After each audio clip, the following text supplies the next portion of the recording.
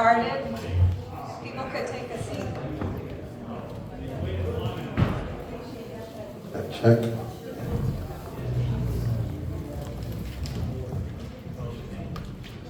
Welcome to our 12th public meeting.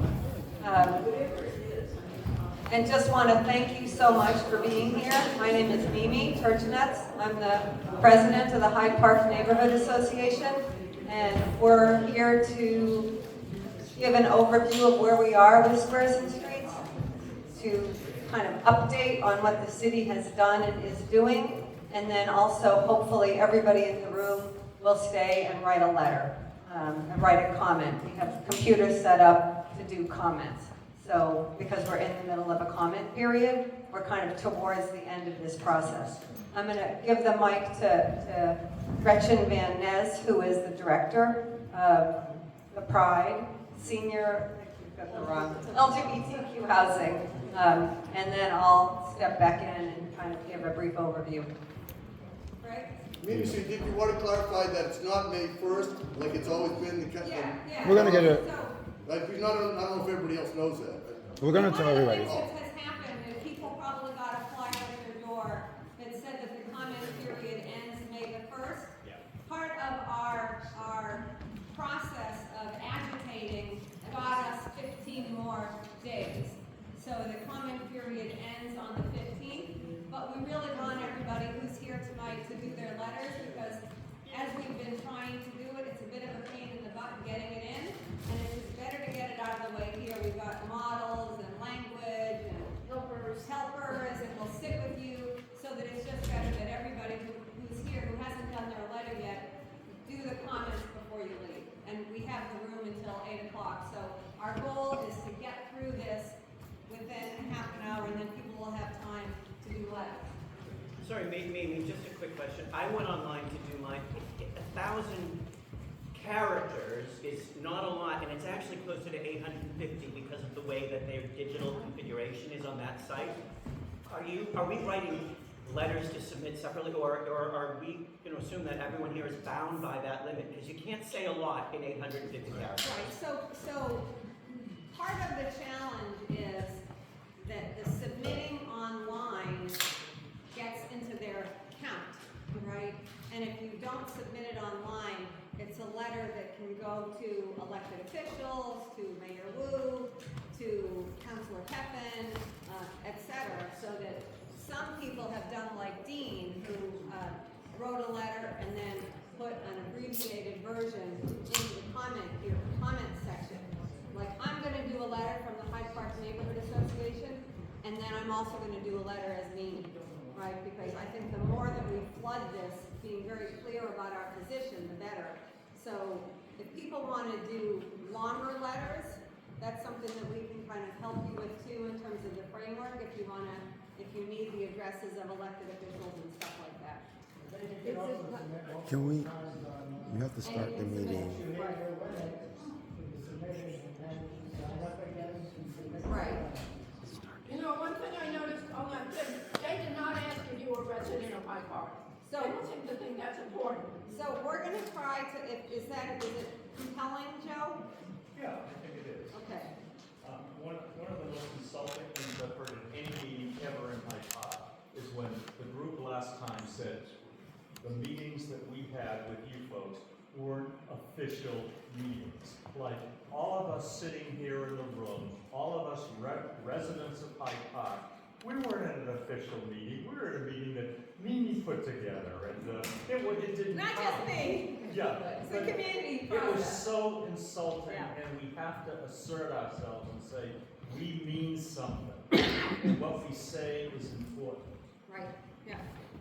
Can one person drop a letter and then have each individual sign it like a petition? So that doesn't get counted. So doing it this way is the way that they actually say X amount of comments based on the amount that's gone into the portal. So we need to, petitions are less impactful. Okay. So let's save the rest of our questions Yeah, so- till after the program. Yeah, so we need to start because we want to try to get through this really quickly. So Gretchen? So thank you. Welcome to the Pride Community Center. I'm Gretchen Van Ness, as Mimi mentioned, Executive Director of LGBTQ Senior Housing. We are the nonprofit partners in the development of this beautiful building. The housing part is all around us, but this community center is part of our model and our plan from the beginning.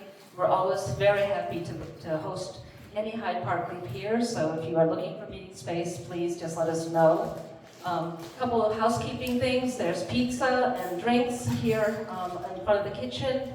There's one restroom on the left of the kitchen. There's another restroom at the top of the stairs. So please let us know if you need to find anything. We'll give you directions. There's also an elevator that goes up and down to the gallery.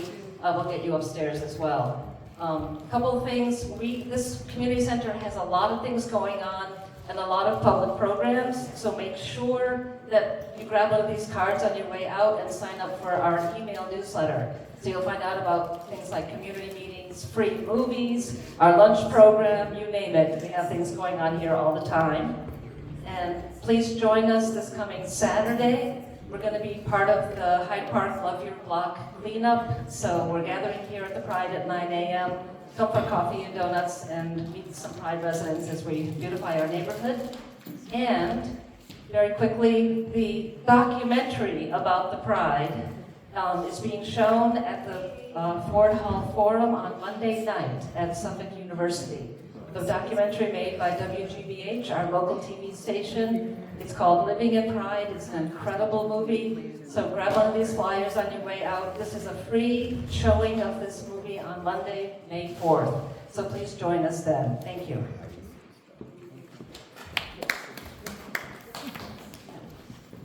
Do I need a mic? Right? I need a mic. Like, talk into it, like, Hello? yeah, they,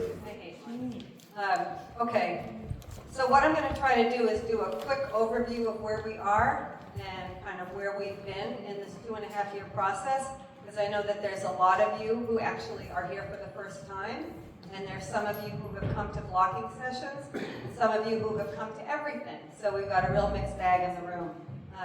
Just so folks know, this process started by the BPDA 2.5 years ago, where they said, okay, we're going to rezone Cleary and Logan Squares. We're going to do something called this zoning process called Squares and Streets, with the goal as doing rezoning and transit-oriented development, transit-oriented neighborhoods in the downtown area. And ultimately, the goal was to build more housing. Because we have a housing crisis in the city, and so the city wants to see more housing built. The community folks that have organized these meetings have been meeting every week for 2.5 years. We have responded to some of their issues. One of the things that we did is we did a lot of internal education. We filed something called the residence petition. We pushed back on some of the zoning strategies, and we were able to successfully add 2 new zones to these maps. They're over in the back. They're called SC and S3.5. I'm going to try not to use those terms because they're all very confusing. We successfully got that done. Ultimately, I think how we see this thing is that it's been top-down and not community-based. What we tried to do was create a community zoning process, and so we had 11 meetings. We met with the BPDA. We had mapping sessions. As people remember, they came and you were able to take the blocks and look and see what it would look like if something was 7 stories or 6 stories. And so this map and this blocking replica in the back is what would it look like if the BPDA map was fulfilled, right? There'd be lots and lots of 7 stories in Hyde Park, in the downtown area. So ultimately, I think that what we are trying to say is that the community should, their voice, your voice, our voice, should be respected, heard, and reflected in the map. So the next step is we submitted as people, some people were here, there was a consensus map that came out of a series of our mapping sessions, and we looked at what everybody had talked about and proposed, and we put together a consensus map. It's the map that not that one, that's their map. This is our consensus map, and we voted on it in this very room a couple of months ago and submitted it to the BPDA. They did not, in fact, provide a map that included a lot of these zones. What they did instead was provide something with much taller buildings and more density. And so what we're trying to do now is get all of you to understand the process, where we are, and to submit comments that basically say, you know, I've been in this process, I lived in Hyde Park for X amount of years, I care deeply about the neighborhood, I don't want 7 stories in these particular places, and this is why. When we break down from the presentations, we can help people do letters, write letters. And just the one last thing that I think is important to say is that there's been a narrative that this group is a NIMBY group, that all of us who are sitting here today are NIMBY, that we believe not in my backyard, and that's just not true. I mean, I'm also on the board of the Southwest Boston Community Development Corporation. Many of us who have been involved in this process care about affordable housing, have built affordable housing, and are committed to development without displacement, as well as sustainable, affordable housing. This is really about whether or not the community gets to decide what the neighborhood looks like versus a top-down process. And we very much, I mean, Marlon will get into this more, but we very much want to retain the Main Street's small town and a big city feel, where instead of something like the West End, where, as people know the history of urban renewal, the West End was demolished to make way for tall buildings, and when people pushed back on the city and they stopped demolishing things and creating monster tall buildings, they protected and saved the North End. And the North End, as people know, is a wonderful place. It's a tourist destination, and it's the kind of neighborhood that people feel comfortable in. So we want to maintain the sense of place in our community and our village feel here, and that ultimately is part of our goal. So I'm going to turn it over to Marlon. He's going to quickly go through the slides. Try. And then Scott is going to quickly go through his piece, and then we'll do letters. So thank you so much. All right, thank you, Mimi. Hi, everybody. So excited to see so many of you here today. We're going to have a little discussion. Check. Okay, so I'm still loud. So we're going to go over a little bit of some slides about some of the history of Boston. My name is Marlon Solomon. I'm a civil engineer. My expertise lies in the infrastructure history of Boston and how populations have been affected. A lot of the times when we discuss a lot of these things, people are looking at things through what happens within the infrastructure and not understanding the infrastructure is actually controlling the populations and the communities that we live in and how we live in them. So she was talking about, and we're gonna really try and push this today, a vision of the North End, right? The vision of the North End is actually a very firm scale that it didn't have to be. And we have the building blocks of what the North End is. These are, well, most of the historic buildings that we have here in Hyde Park, all right? You can see the cluster is really kind of centered in and around here. These buildings represent the 19th century view and architecture that we can use moving forward as like an open air museum to attract people to the heart of Hyde Park. We want to use this idea to create a walkable space. Now, when they decided to save the north end, because both of them were redlined, and people don't realize that. The north end could be just as level, but it was a deal done. They chose the west end because the west end faced the Charles, and they believed it was bigger, and it would make more money. What if I told you up to the date they can't even touch the amount of money that is made in the north end? Because things that grow naturally and organically, they grow in kind of like a Darwinism way, and survival of the fittest, and those things actually work. It just takes time and love to make it happen, and that's what we have, and that's what these buildings represent. These buildings are either destroyed, like I know this one, you notice this guy, I love this little guy, he's very unassuming. It was built in 1924, right down the street, across from the highway, across from the library. People don't notice. A little small little thing, yes, you would think is very insignificant. It's probably, this looks like an old barn or something, right? But it's literally 102 years old. When they built that, we did not know what we would be fighting today, but I think that this is what we're fighting for. So how do we accentuate, we want the city to help us do that. Why? Because of course we want to create an environment that our multicultural businesses will be celebrated, uplifted, and we have a collection, sort of like Chinatown, or the North End, right, or Newberry.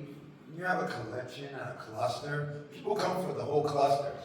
They don't come for one restaurant. They just come to have the ambiance of Hyde Park, which is what we're trying to build, right? You guys have seen this one. This is kind of like a visual version of the model that we have there. This is the city plan, which, as you can see, goes to the right in the heart of this. And you should think of it more like pulsating waves. That, raising that village height to 7 floors will only increase the property values and push out people that cannot afford to live here, right? And that's what, and it sounds like a dream, but I'm about to show you something in a little bit that's going to make it very, very important for you to see. Now, this city, last year in March, released a map called the Displacement Risk Map. This is their data. When I got it, I was like, oh, are you sure? Isn't this me? Because it literally shows you in purple the places that have the highest amount of displacement in the city as of last year. And as you can see, there's some clippings from the map. The average in the city of Boston is 3.1. And currently, in Hyde Park, this is from that area, it is 4.2. So we are already above average for displacement in Hyde Park. Already. Okay? And this is the area that they plan to do, although they expanded their map, but this is the area that they plan to redevelop, and that's what you're seeing with the model back there. So this is Del Rock to give us some orientation. So literally, the place with the highest displacement is going to get 7 stories, and it will literally throw people out of this, because I mean, the price, you can only imagine what the prices of the buildings would be, right? And it's not even just about the rent. Once you develop on land, the land already appreciates and gets its money back immediately because your building is now on top of that land. And let me tell you, they're selling air, right? If I'm going to buy a piece of property, it can only go up 2 stories, you're going to buy only 2 stories. If it can go 7 stories, I'm going to charge you that price of the land because I know you can go up 7 stories. So I don't know about you, but I would love to sell some air. Sounds like a very profitable endeavor. All right. So this is they have an anti-displacement plan. This anti-displacement plan that the city has put, we've asked as much as we can for actual data. How many people, if you have a plan, how many people is it going to save? Crickets. say it again. You asked, I mean, uncountable time for this. Since the beginning, I said, what kind of engineers work without metrics? That's the whole point of being an engineer. And they have no metrics. If you want something else that's objective to make a comparison to, I'll tell you right now, the city of Boston has not been understood Hyde Park. It is very insulting because while they gave us, I'll push back to that map, while they give us this, right? While they give us this is the only thing they've given us. This group is giving you this, is giving you that model. So you can visualize what this means. Because they don't want you to see this. They don't want you to see that. And it's important that we are communicating. And we have done so much communication in the last 2.5 years. There is no more talking. They're trying, as far as I'm concerned, they want to ram it down our throats. We have worked with them so closely that they adopted 2 zones based on the work that some of my colleagues have done so very well. And we didn't get paid for it. Instead, we paid our taxes for them to give us displacement. And that's facts. I mean, it's uncontrovertible. So I will just point out that this is the city, this is the 1938 redlining map. I want you to look at East Boston. It's literally the same. The purple is the high displacement areas. The places that are whited out are the places that have already been gentrified, and all the people of color or whatever are no longer there.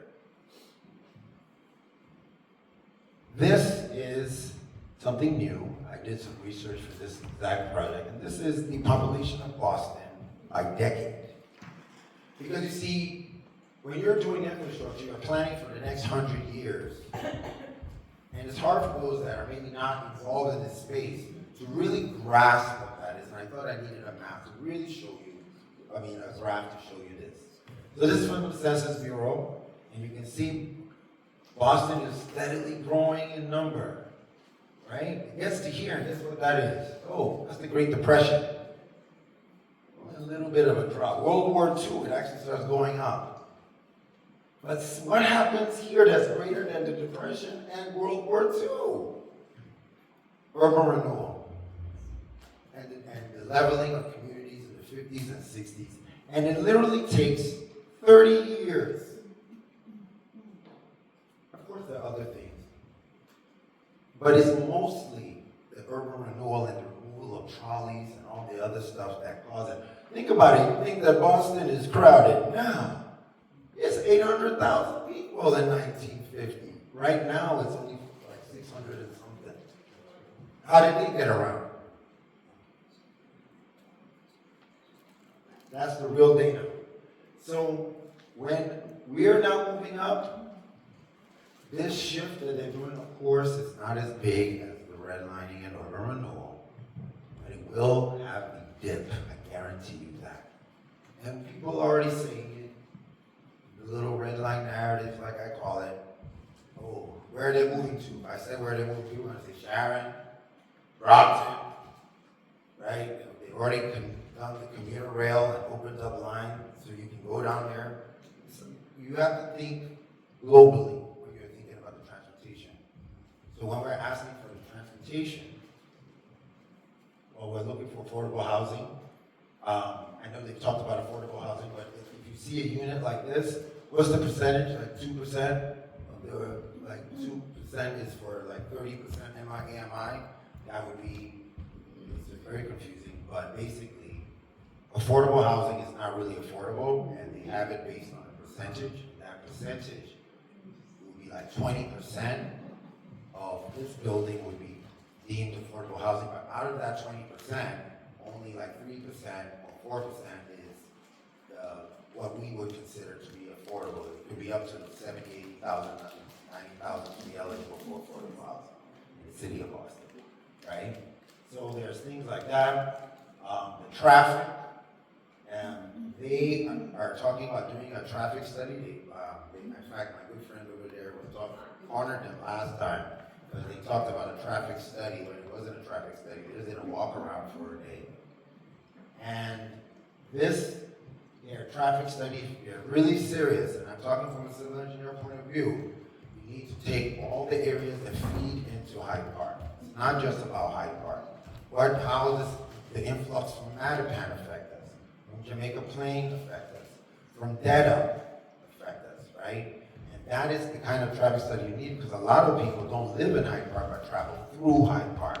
They go through the narrow spaces by the Muni. And there's only a little bottleneck to get across the Neponset unless you want to go all the way to Mattapan, right? So these are the things that they are not, if they haven't done this, the 7 stories will be a catastrophe. It will be a catastrophe. They use the Fairmount line and the other commuter rail line as a justification. If those were really serving the people like they were supposed to, they would follow the orange line and the yellow line, the red line, that we know has a lot of population. Trust me, the orange line was down here. You wouldn't have a problem with density. There would be people moving through here all the time. But the commuter rail doesn't attract that kind of customer. By the time it gets there, sometimes it's already full and it's from the suburbs. Right? So these are some of the issues. Tree canopy, which is very important. We feel that as a tourist destination, we should look at Boston as a portfolio. Yes, you can go downtown and get your high buildings, but there has to be a space for green space. There has to be a place that we can use to celebrate the Neponset and all the Mother Brook and all the history that we have here, right? So with that, I'm going to let Scott come up. I hope I wasn't too long. I wasn't. I tried to be short. But Scott, Hey, Marlon, yes. can Pat say something about tree canopy? Yes, of course, Pat. Okay. I was only trying to. You better. No. You don't get to choose. Come up here, sister. Come on down. It's your turn. The price is right.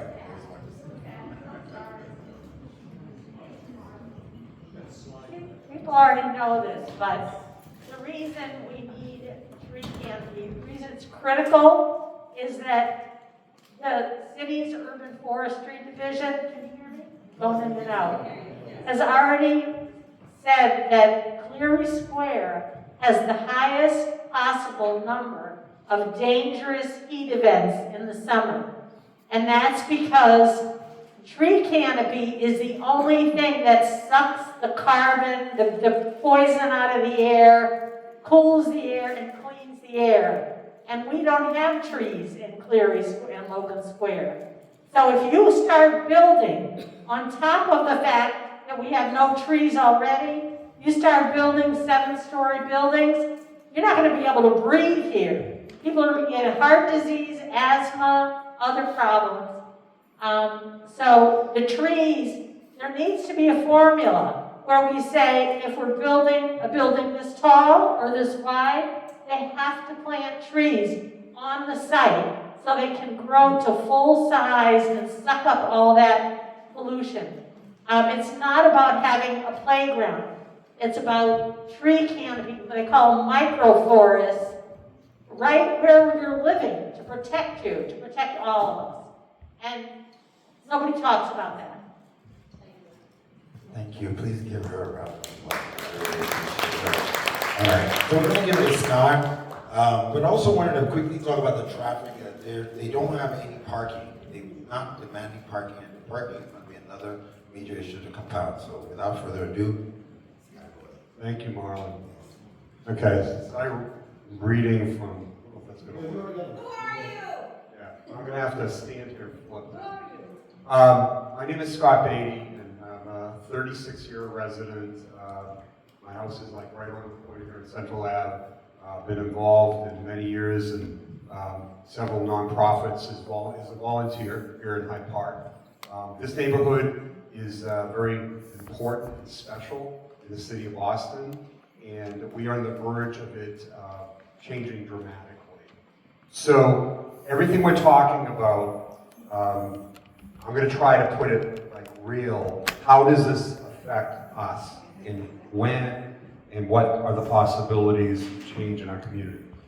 The city has come forward with this plan that has 7-story zoning potential in the middle of Cleary Square. At the same time, as many of you know, the major landlord of that square, one family, has owned those buildings for 120 years. And it's all for sale.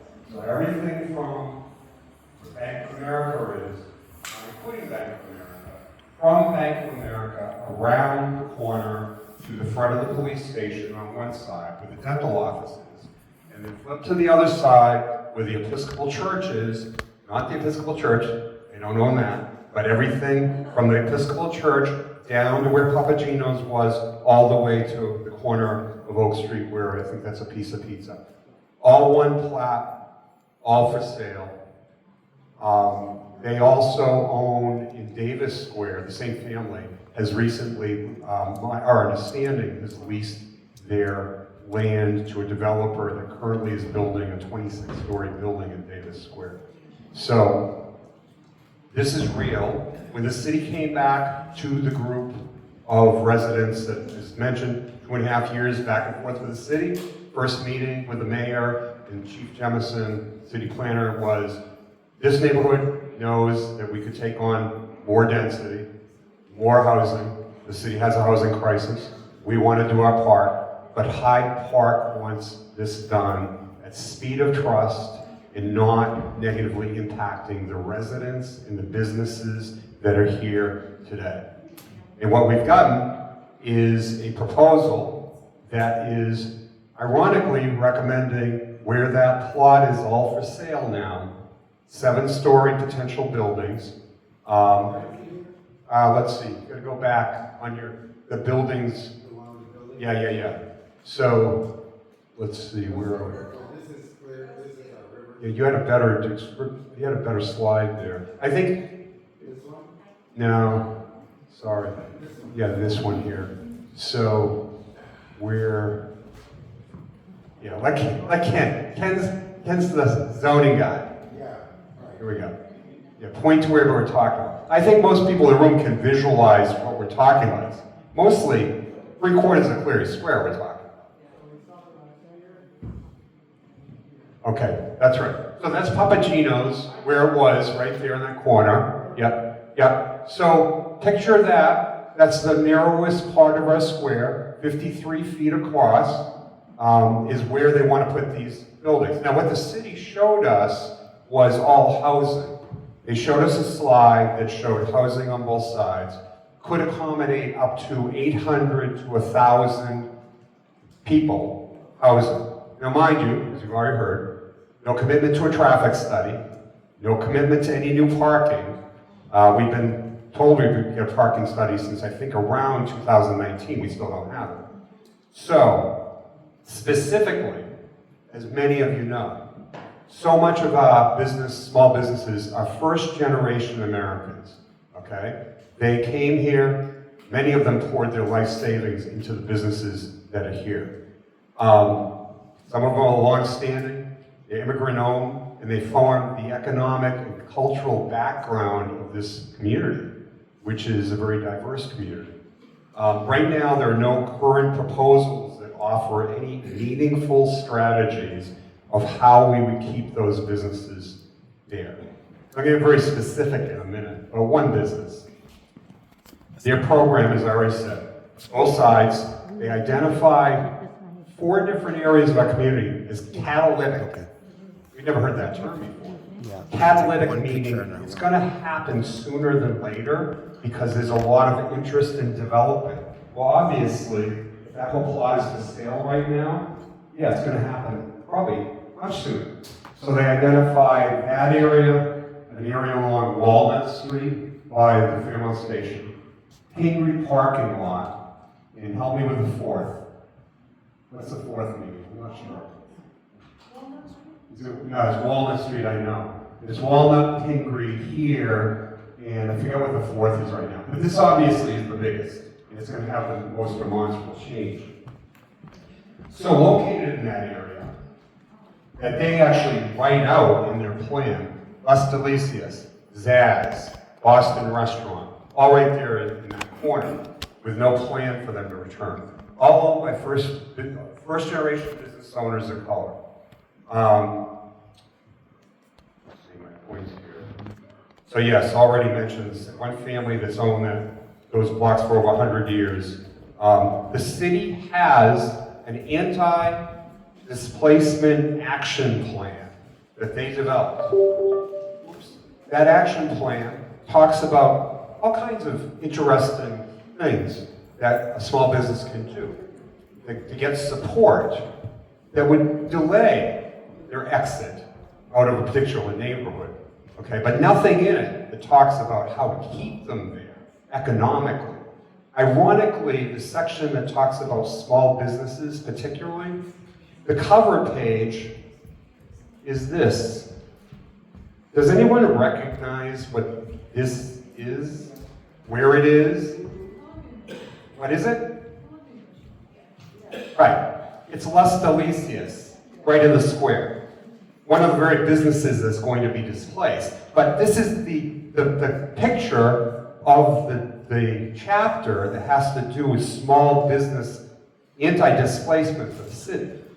Okay. So the point is that trying to bring this back to the community, for the community to recognize that we're on the cusp of major change. If you don't make comments during this commentary, that we're going to hopefully instruct you on where to go, how to do that. We'll even give you a cheat sheet, not telling you what to say, but giving you some of the things that we identified as problematic for a lot of the residents as we talk to them. And you can look at that and say, yeah, I don't like that. Or I'm okay with that, but I don't like this over here. Whatever it is, our goal today is really to get people to sit down, make comments, and do it in a way that lets the city know you care about this neighborhood. In this action plan that they put together, that I mentioned, this anti-displacement action plan, right? It actually says, the city lacks a systemic way to require developers to directly respond to and mitigate the impacts of direct displacements of tenants on their site. Okay? So that breast says a lot. Okay? There is nothing prevent this.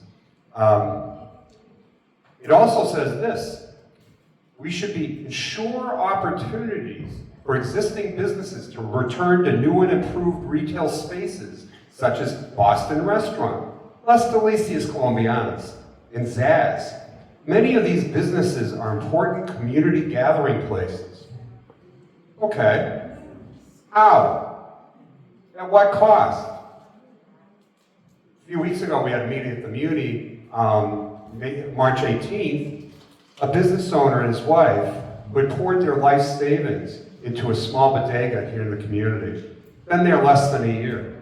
They had some real concerns about what this was going to mean for them. And when asked about, what's going to happen, the response from the city representatives went something like, that's something you'll have to talk to your landlord about. We really can't get involved with that. But it then went on to talk about how the city had new improved processes for starting a new business. It was one of the most tone-deaf moments of the evening, because here these people are talking about pouring their life business money into their business, as a lot of us small businesses had. But if they get displaced from this neighborhood, we're the lowest cost, arguably, in the city, they're going to have to leave the city of Boston, and they're going to have to go south more than likely. So anyway, my point in this part of the presentation is trying to connect with all of you to understand how in real time this impacts real businesses in our community. And that's not to say that we're against development, against progress. We just want it done, as we said from the very first meeting, in community with Hyde Park and at speed of trust. And we don't think that's what this is. Anyway, thank you.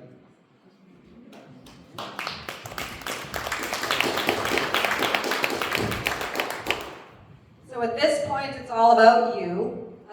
What we have in the back, we have 6 computers set up right now. We're setting up another 6.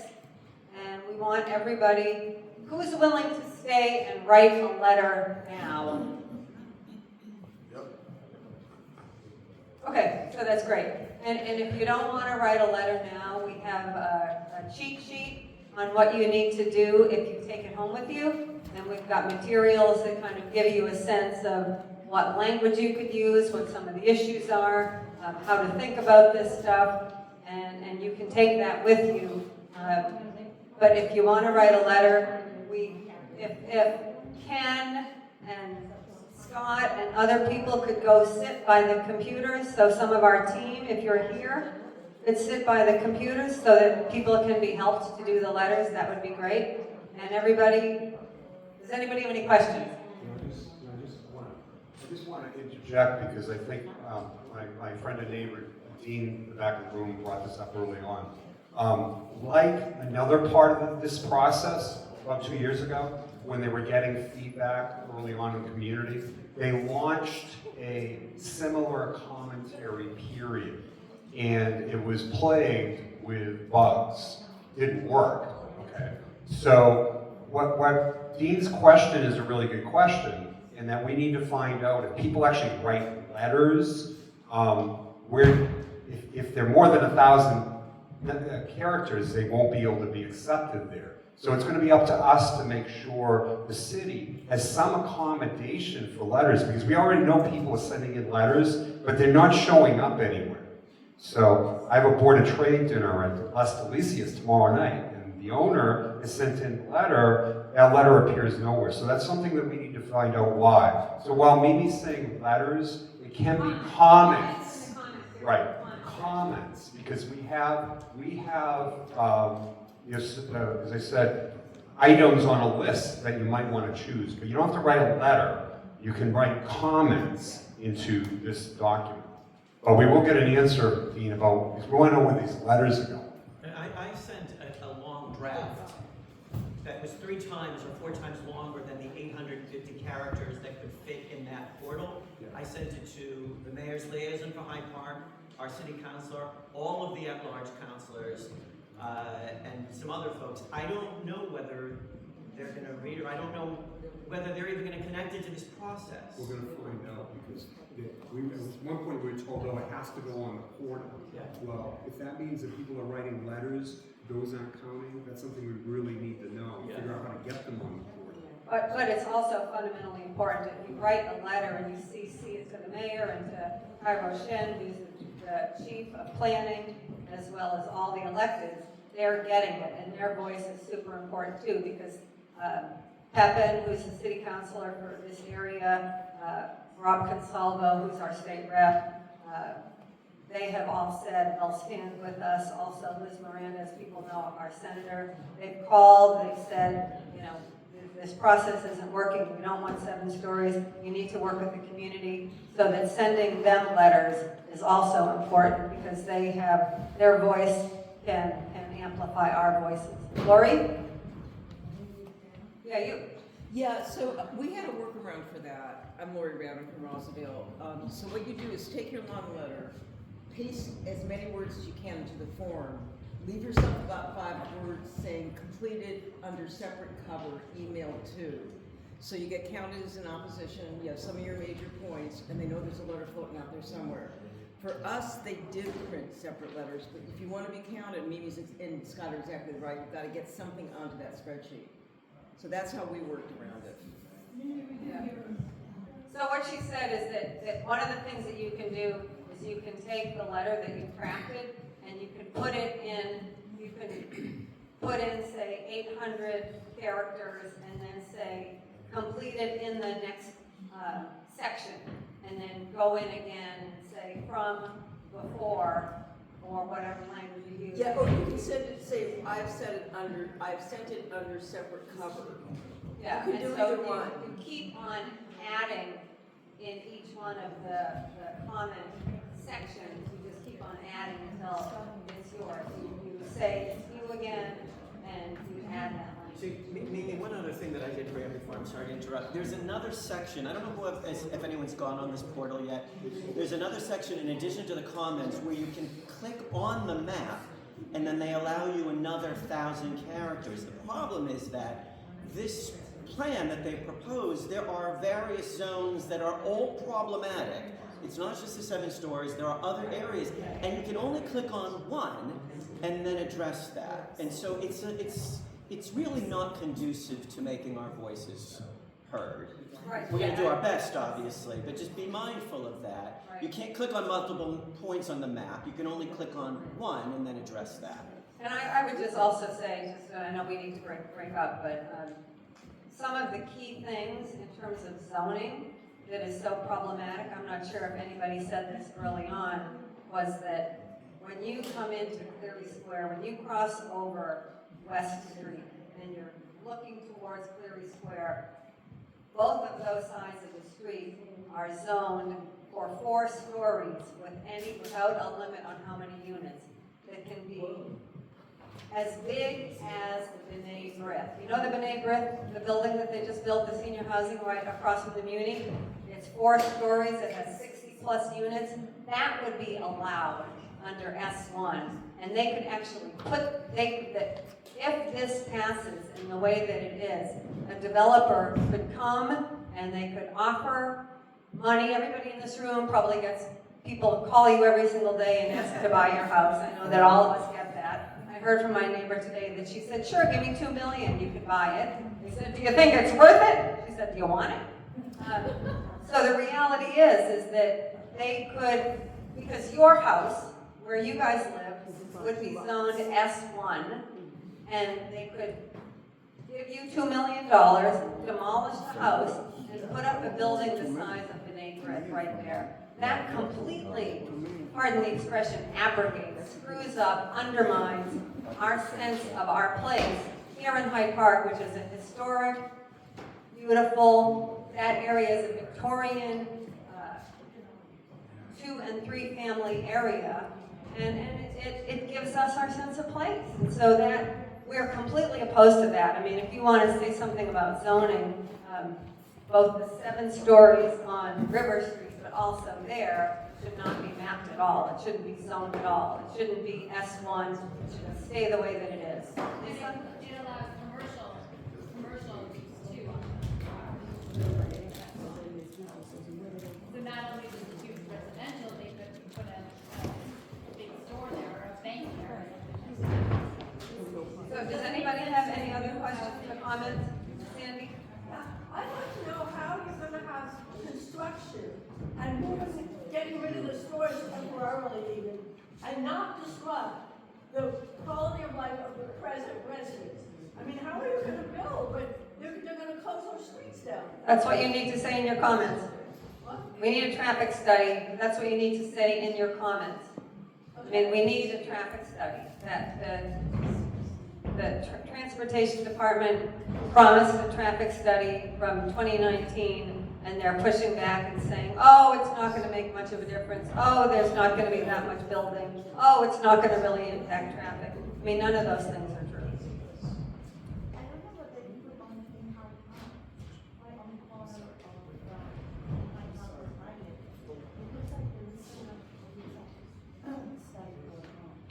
What is that?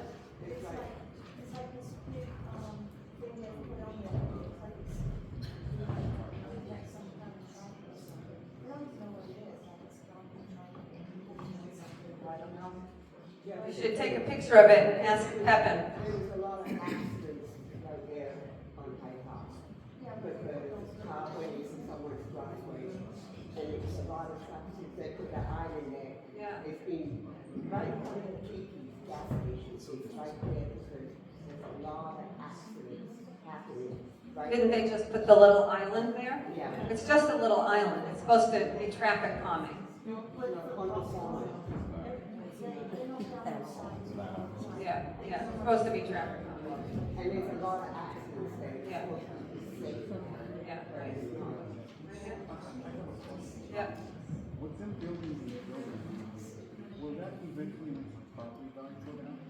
Well, it's not clear, right? I mean, it might make it go up, it might make it go down, I guess it depends.